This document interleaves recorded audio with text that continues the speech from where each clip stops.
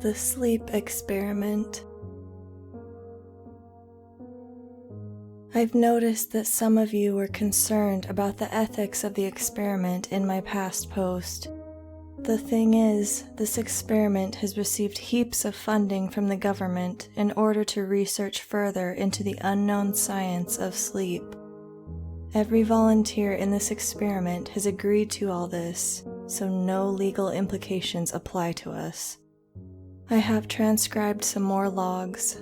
I'm starting from day 10 because the rest of the days nothing really happened. Every day was the same. Day 10. Today was rather calm compared to yesterday. All participants stayed in their rooms. Ethan has taken a ping pong ball and racket to his room. He played against the wall for 6 hours. Surprisingly, he returned most of the shots. We provided Samantha with more books today.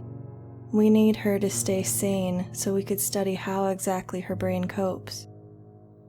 She immediately went and picked up the books as soon as she heard them drop into her cupboard and thanked us 153 times. She then started reading the books. Connor spent his whole day in the office room today, typing up a document. It is transcribed here. What is sleep? Why can't I sleep? How do you sleep? Please tell me. Connor can sleep. He sleeps every day, yet I remain awake. Adam says he's trying to find sleep. He told me sleep sits in his corner. We are unsure whether Connor is referring to the presumed dark figure in Adam's room. Sophia was extremely calm and composed today. She scrolled through social media on her phone and even listened to some music. It looks like killing Julia has calmed her down. Adam has started spreading salt around the whole house. He's also chanting things. Dr. Nguyen realized that he was chanting Latin. We have tried to translate it as best we can. Sleep is running away from me, away from the thing that sits in my corner. Sleep, come back. Sleep, come back. Death is coming. Sleep and death, both the same. He chanted this over 100 times while spreading salt around the house. He was unable to enter Sophia's room because she locked it. He called out to her, and she opened the door. He went inside her room and spread the salt. Sophia did not stop him. He did the same with Connor's room. Ethan didn't allow him inside his room. Adam lingered around Ethan's room for a few minutes and kept on calling his name. Ethan then came out and punched him straight in the face. Adam fell backwards from the force. Ethan went back into his room. Adam stayed in the position and stared at Ethan's door for 5 hours. He then got up and also went to Samantha's room, where he spread the salt. All participants did not eat or drink today. Our medical team will be monitoring their health. Day 10, night. At night, all the participants started screaming literally at the top of their lungs at exactly 12 a.m. They changed their pitches around, and it almost sounded like a rough violin piece. Then suddenly, we saw Ethan struggling in his room.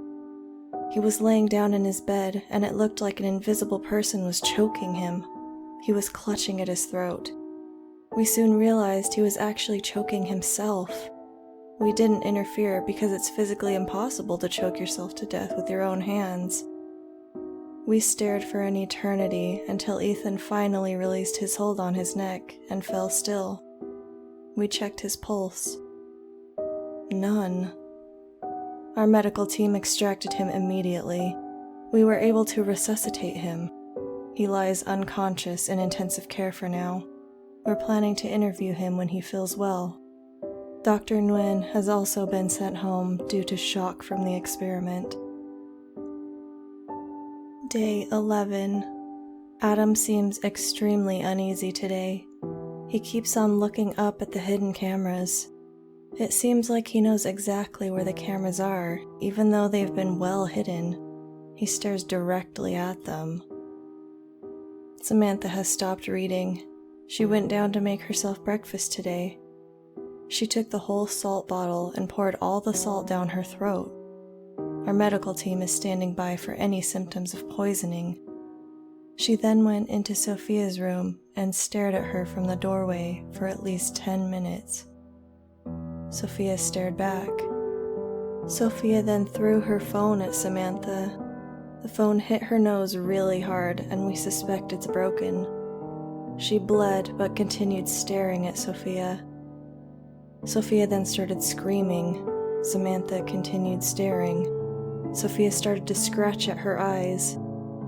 We shocked Sophia in hopes she would stop and to prevent lasting damage to her eyesight.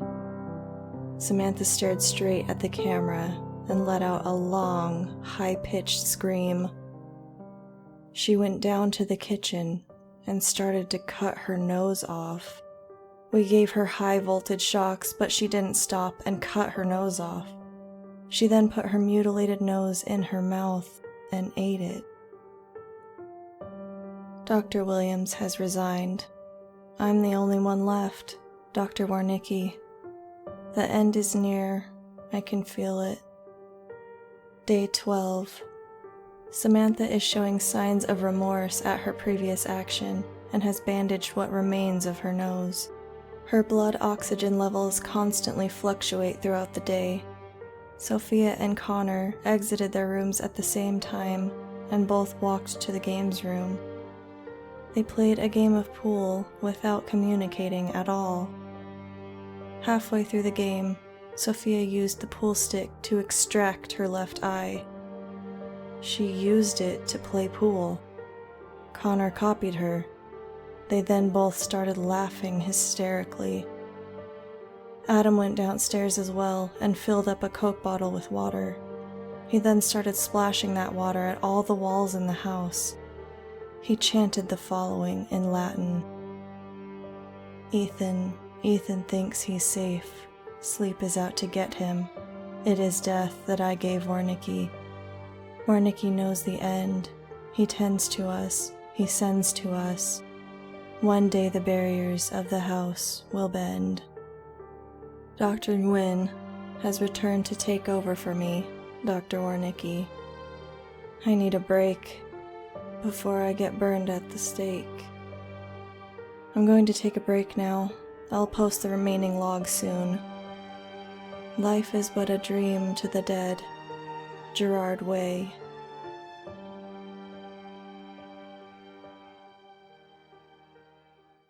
More to come for this story. Have a good night, everyone.